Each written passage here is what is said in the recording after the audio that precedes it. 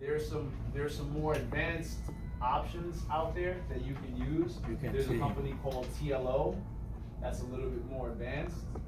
And there's another company called IDI, which I don't know anything about, but I hear good things about them. The problem with the other, like with TLO and those companies, they're gonna require a little bit more formal process, like you have to have an office, have them come out, look at your office, inspect it, if you're really qualified for that sort of thing. The services like REI Skip and the Skip Genie, they just don't run it. They don't care. Those other places do fingerprint too, they require. No, they don't require any fingerprinting. The other companies, no.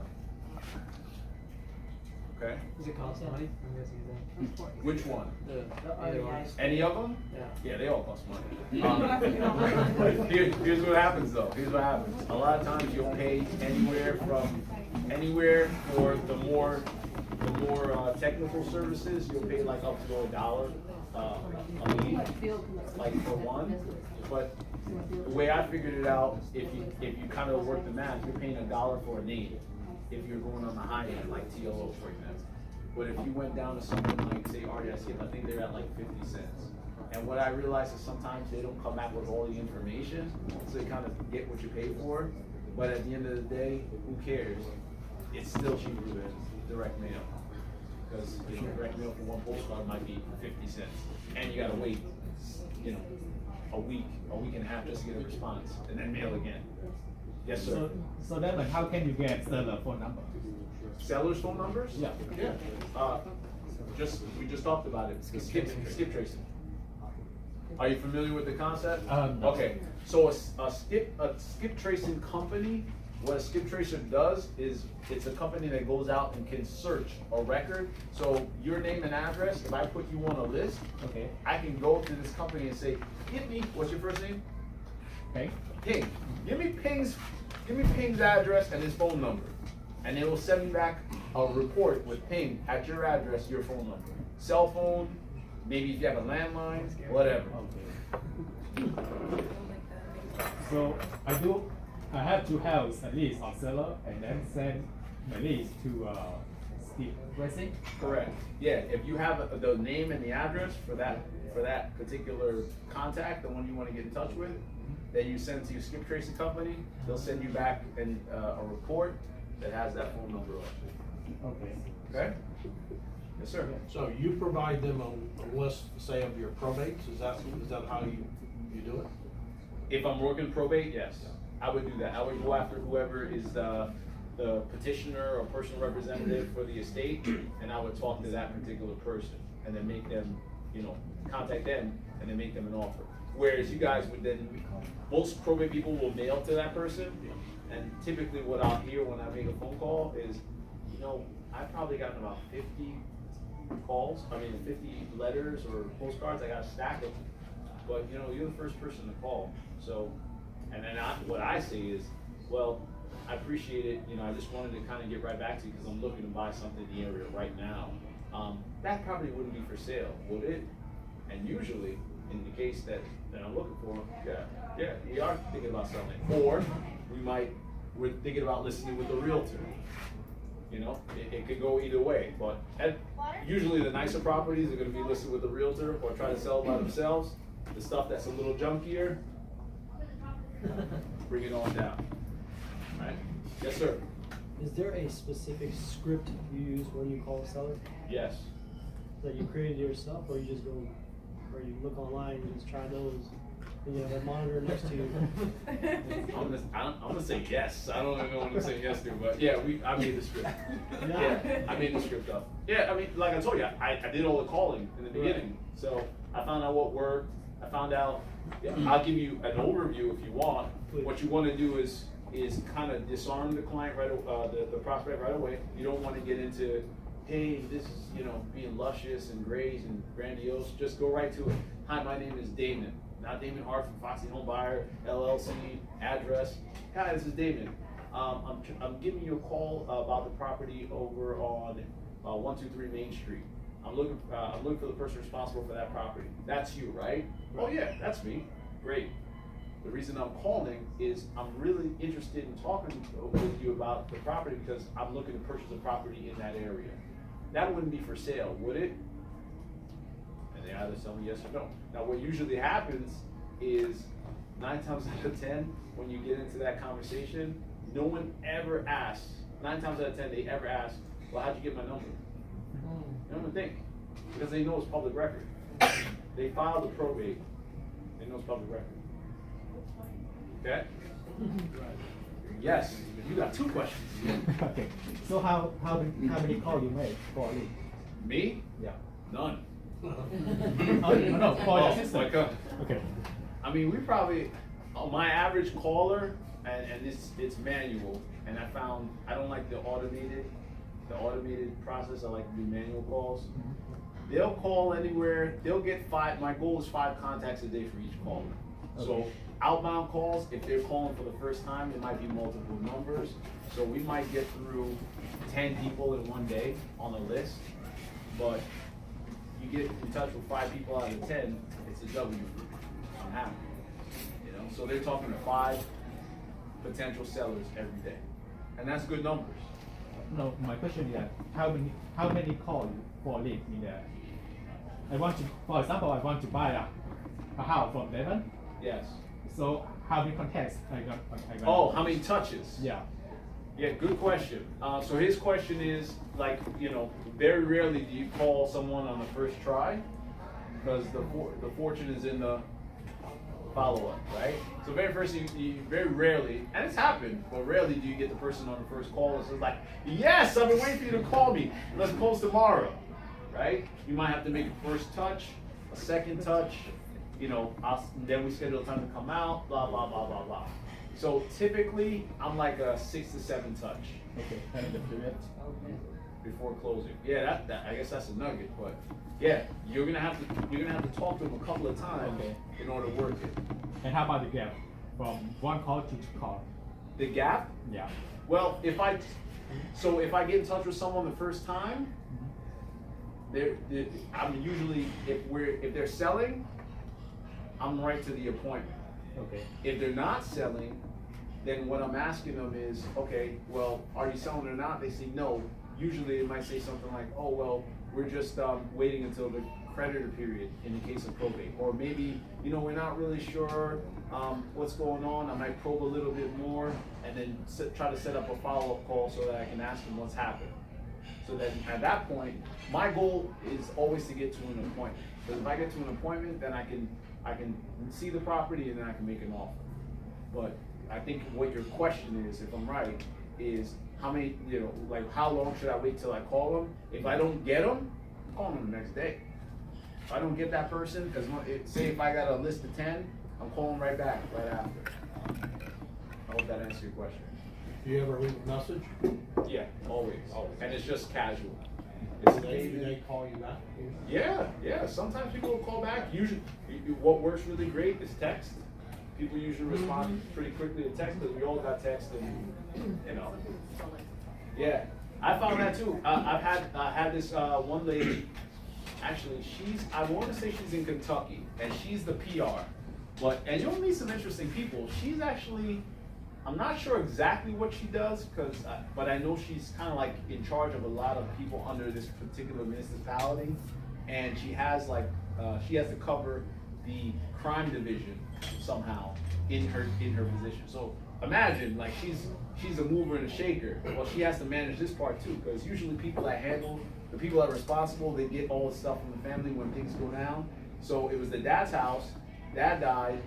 It's in Palmetto somewhere, Manatee County. I went to see the house. I made an offer. They didn't like it. So I followed up a month later, and it still ain't sold. So I made another offer. And here I am again now saying, hey, so we struck a deal today on text message. And she said we were supposed to get paperwork. She made me a commitment. But then she said, look, I had 2 shootings in my district today. She's somewhere out there in Kentucky, I think. She had 2 shootings. She has to deal with that today. So she's like, I haven't gotten in touch with my attorney. Let me get in touch with my attorney, and then we can get the paperwork together. I said, all right. You gotta deal with the shootings.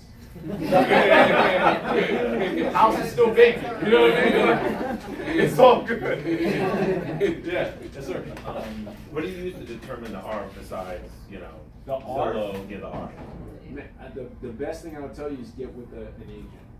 Yeah, get with an agent. If you're an agent here, you want to make some friends, hook these people up with some MLSs. Right. You know, not you don't have to give them your MLS code or anything like that, but help them out. You know, if they need a deal or two, if they have something that they're working on, help each other because you know they'll remember that the newbies, but don't abuse them either. Like, hey, you know, can you run this list of 10 properties? I just want to know which one fits. No, he's not going to do that. You know, but you know, help each other out. You have to get with an agent at some point. It's the only best way. I know the software out there. I know people sell all this different stuff. There's nothing like the MLS in your local market. There's nothing like it because you're not going to know. I have a friend that's a realtor. I call him. He does deals. I do. You know, I do other opportunities with him when I have deals that are going to go on the MLS, and I know they will. I put him in touch with those people. You know, because I'm not going to do that deal. I'm not a realtor. One hand washes the other. Okay. Yes. You were quiet, or you were writing it down. Okay. Yeah. Go ahead. Have you ever get any warning from the seller that he gonna file a hearing to A hearing? yeah A hearing for? for calling for disturbing? Oh yeah. I get that one a lot. So I'm gonna tell you the general legal, and I'm gonna tell you the practical. I think what I'm doing is probably not illegal. Probably. Because you're contacting people and you're asking them to do, you know, you're asking them to contact you, whatever, right? You're calling them unsolicited, so you're like a do not call type of person. That's the God's honest truth. In practicality, no one cares. No one cares. No one ever, if anyone ever says, hey, you know, like, don't call me, or I'm not interested, or whatever, I don't call them. I take them on my list. I go on to the next person. And guess what? Everybody does it. Remember I told you there's some things I'm gonna tell you is real and nobody's telling you? I'm telling you. People do it. Realtors, investors, everybody. They're calling these people. And guess what? They're the ones getting the deals. If you want to keep waiting on the sidelines, keep sending the rec mail. But that's how we do deals. Yes. Yeah, I heard another question. Sorry for that. Really?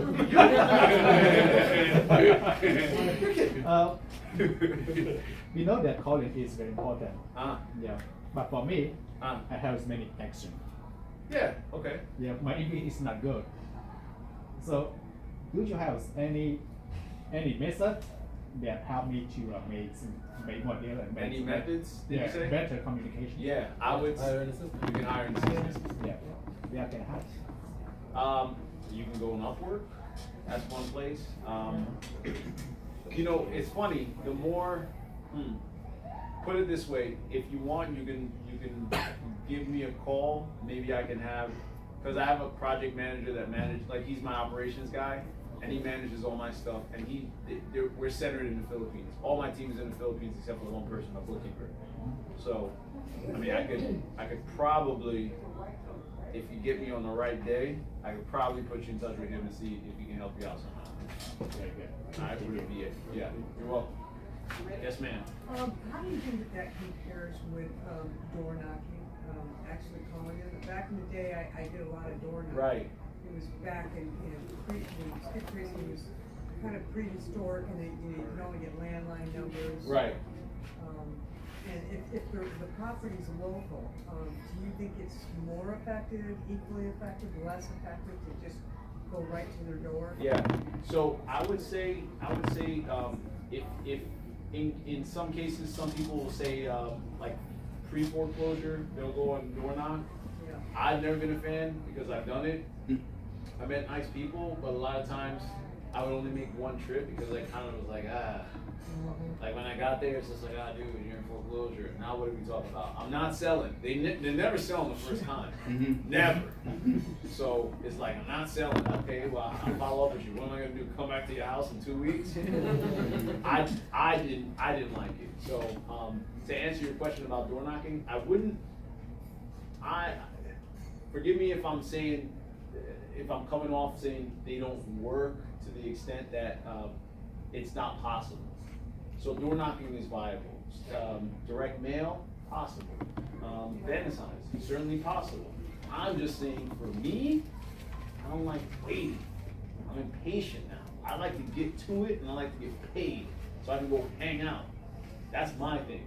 So what I only can talk about is what works for me. I can't go and talk about what other people are saying, because all I know, I'll put it this way, all I know in 2003, when I got into this business, guess what they were telling everybody to do? Door knocking, direct mail. Yeah. Come on. We got Google now, for God's sakes. Like, you know, like nobody, things are way more advanced. Phones are talking. We didn't have that back then, so I get it. When's the last time somebody pulled up to a sign and then stopped and like, you know what? I would like to buy my house. You know? That dude's doing this when he gets a light. I know I do it every time I get to a light. I'm like, what's going on? I'm like, I'll grab it. I can't help myself, you know? But that's what I think. So I think stuff like online, maybe. I think one guy said he's doing pay-per-click. Yeah, that works if people are on their cell phones. Otherwise, I don't know. Yes, ma'am. What's your source for the list? Where do you get your list from? Okay, great question. Me personally, we build our own list in-house. The reason I do that is I don't like garbage on my list, okay? So, for example, with the probate list you might buy somewhere else, yeah, they'll have all real estate in it, but I don't like having real estate that has let's call it the widow living in the house. I don't like making that call. I won't make that call. Because 9 times out of 10, the widow don't want to sell the house. Husband just died, widow's in the house. I'm not calling to say you want to sell the house and get cussed out. I don't call those people. I call everybody else. Pre-foreclosure, I get a certain list, I get it to a certain criteria, and then I'll work through them, and I'll pick which ones I want to do. Because I build my list the way I want them, so I don't get any garbage. I don't waste my time or my money. Yes, sir. Since you said you put out bandit signs, do you put bandit signs out 7 days a week or just certain days? Okay. I only said I'd do bandit signs when I sell. Oh, okay. If I'm selling a house, like the piece of land in Guatemala, I sold that on the bandit sign. Because it's easy, it's local, I put one, and I only put one for sale sign. It's not like I was hitting the neighborhood up, it's just one sign, you know, for sale by owner, and I got tons of calls because I know that area, right? I don't bandit sign anymore for sellers because it didn't work for me. Could it work for someone else? And I can't even say it didn't work for me, because it did. Like, I've gotten some deals out of bandit signs. What I'm saying is there a better way? Is there a better mousetrap? I found it. That's what I just showed you today. I'm not trying to just tell you some nonsense that doesn't work that well. That's the most effective way I found it. Okay? All right? I think we're all out on questions. Oh,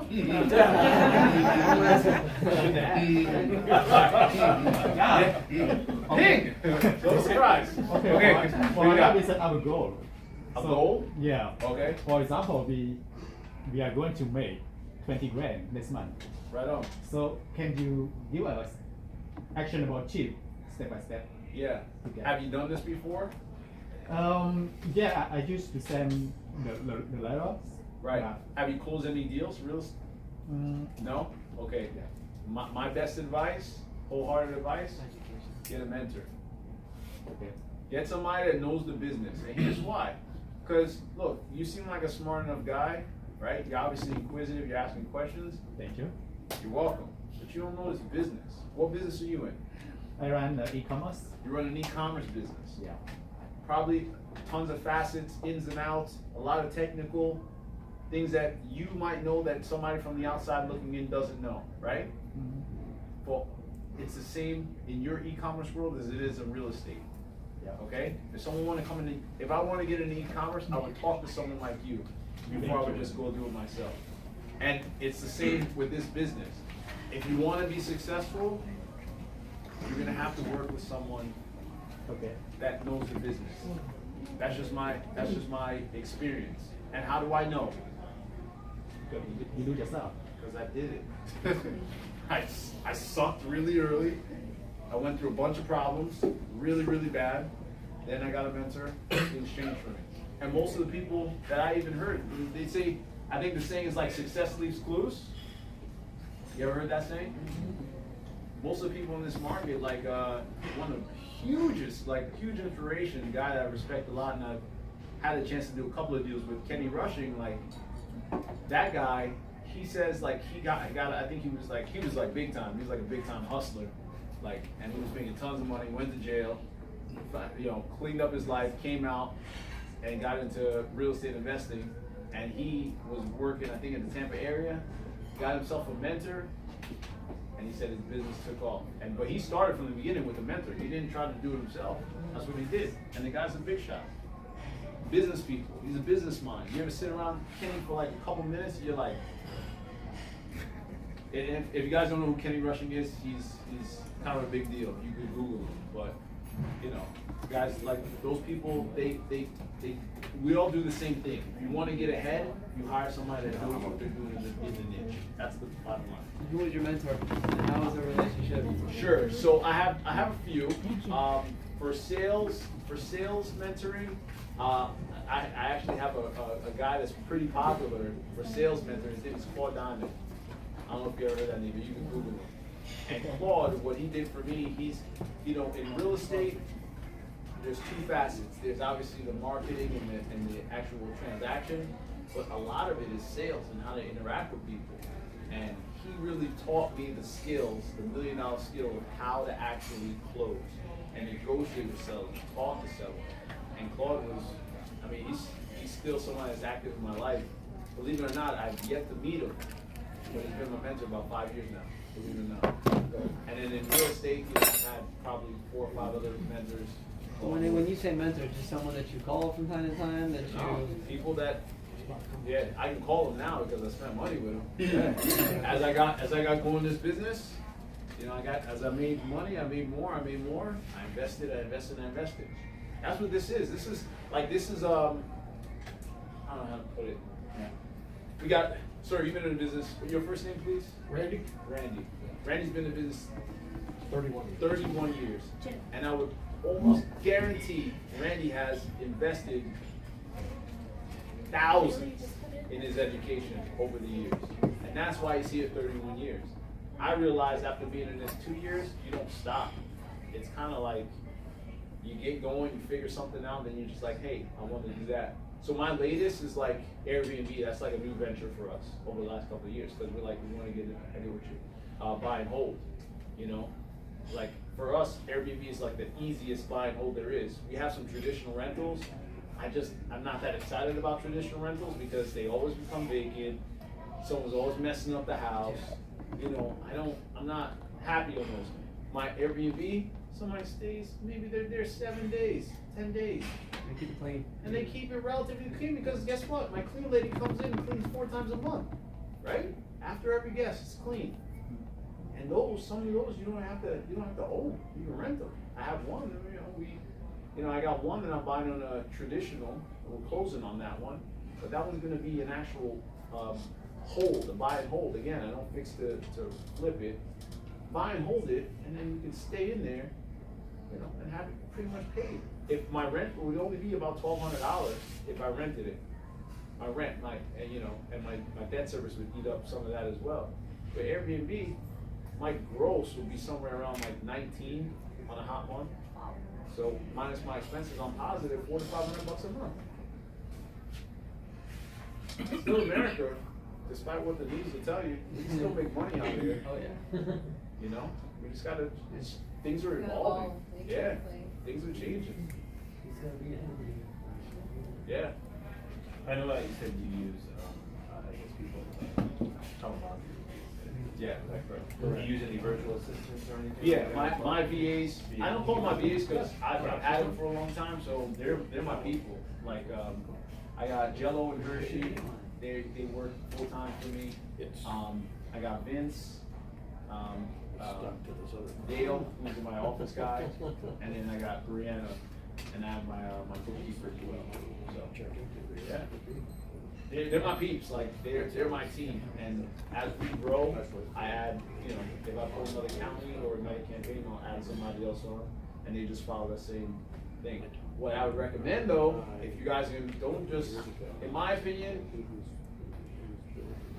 unless you have something like you're saying, an accent, you should still understand the process, because it's hard to manage somebody, right? It's hard to manage somebody and tell them what to do if you've never done it. So you gotta do it first, so that you get at least to understand it.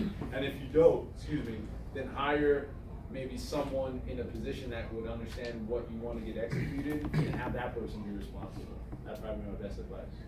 Yes. I've actually Sir. built up a really good relationship with a wholesaler from New Western Acquisitions. He's an Okay. agent. Now, what would the difference of mentorship be if I was getting actually any kind of assistance from an agent than from a person who's built his business from ground up like yourself? Tough question to answer, because I don't know what New Western does. Right. I personally do not do any deals with New Western. No? I don't like how they do business. I don't like how they do business. And you're not the only one. Okay. Well, so- Wow, that's three. Okay. And I didn't pay them to say that, right? So maybe that is, I'm not trying to be, you know, I'm not trying to be a jokester, but maybe that answers your question. Like, Right. those guys, I don't think they get it. You know, my experience with them, they showed me a deal. They showed me a deal some time ago, and I'll take responsibility. Rookie mistake. I came in, I looked at the deal, and it looked good, but they were kind of rushing me through, because they didn't have control of the deal. They were only kind of like trying to wholesale it. Long story short, I forwarded $5,000, non-refundable. They took it and they had posted and again, rookie mistake, they had posted that money into their account instead of the title companies. So when I looked at the deal, what was supposed to be $45,000 of repairs, when my guy walked through it, 75. So now I'm like, hey, what are you gonna do? It's like, you know, it's a big, huge difference. Like, what can we do here? You know, I understand maybe I put you out, but I'm letting you know up front. Can you give me half my money back or something? Like, be reasonable. Nope. Kept How on much fire. on the repairs, bro? I'm sorry? 45 and what was the repairs? 75. 75. Yes. Okay. Yeah, Because I get yeah. stuff from them all the time too. Okay. I just wanted, yeah. Yeah. Okay. Good luck. No, I never done business with them. Okay. No, I never done business Yeah. with You maybe think it's just like probably the agent you were probably dealing with, because there are several types. Well, maybe mine, but apparently that agent works with a few other people too. That one guy. I'm not trying to be a No, dick, no. but I I'm understand. just saying, man, like, look, you burn me once, that's it. That's all it takes for me. If you come to enough of these meetings, you'll meet other people. That's exactly why it's my first one. Thank you. Okay. You'll meet you'll meet other people that have done it. Yeah. Right. Another company, I'll tell you what, are you looking to buy deals? Well, Or are you trying to learn? as a matter of fact, the agent from there, Yeah. he wants to fix and flip through his company, and he asked for like a partnership. So right now, I'm just in the works of talking to him, Okay. because I do not have the proper funding yet. Probably getting a hard money lender or something of that sort. But I just wanted to have like a gist Okay. of what Got it. everyone else thought about the Got company it. in general. Alright. I hope you got, you know, some info. Right, absolutely. That's Thank you. I think they were banned from You know what? Shit, I'm learning something. They're on the FBI watch list. They're terrorists. No, I'm glad Yeah. to move forward with him, yeah. Yeah. I appreciate it, man. Thank you. You're welcome, bro. You're welcome. Okay. Hey. Yeah. Hey. You gotta buy us all dinner here. Go ahead. You know, Yes, sir. for me, I have some difficulty in finding comp for apartment Apartment buildings? buildings, Okay. and also what type of building. Right. So, do you know how can you find that comp? Yeah, you would have to either have some access through an agent that, you know, can help you with that. That's probably the best way I would go about it. Because like I said, if you don't understand the numbers yourself, you gotta partner with someone else that can advise you. on that. There's kind of like, you might not know it, but there's kind of like this ongoing headbutting sometimes with the professions. They think like real estate investors and realtors, they can't get along. They shouldn't work together. It's not. They're symbiotic. They should work together. The problem is sometimes maybe each party doesn't spend the time to educate each other on how they can work together. If you're a professional real estate investor and you're a professional realtor, there's absolutely every opportunity for you guys to work together, because you both can supplement each other's business. There's gonna be a lot of deals that are gonna go retail, meaning that they're gonna go for full price on the MLS, that we don't buy. We can't buy. That's gonna be great for your realtor. But there might be opportunities where your realtor may come and say, you know what? This person really needs to go. I have an inside track. I know the seller, and I've had those deals. I got one under contract right now where they're just like, look, it wasn't even a probate. It's just a bunch of people own the house. The sister's sick. They need to sell. Yeah. What can we do? And I just know a guy. He's Mr. Foxy. He'll fix it. Yeah. I didn't make up the Mr. Foxy thing. I promise. It was just like a spin-off. I'm not like mean or anything. What's the negative? What can go wrong? With Relationship between the realtor and the investor. Investors don't want to pay them.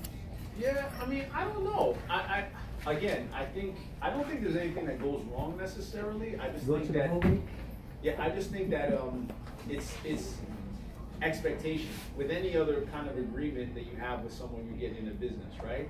If you're upfront with the agent, you're just like, look, man, I'm not gonna be able to give you full-blown listings because I'm not flipping. I'm trying to wholesale these things. But on the flip side, look, I might have the leads where these people want retail, they're selling. I'm not gonna do those. Is it okay if I pass these over to you in response for, in exchange for maybe some comps, or you helping me out in some other capacity? If you're straight up about that and you're doing the marketing to get the leads, then it works. When it doesn't work is when you call the agent, he's like, hey, run this comp for me. This is what I did this back in the day. I came fresh off I remember the guy ended up, this guy's name is Mike Matthews. He ended up selling 2 of my houses.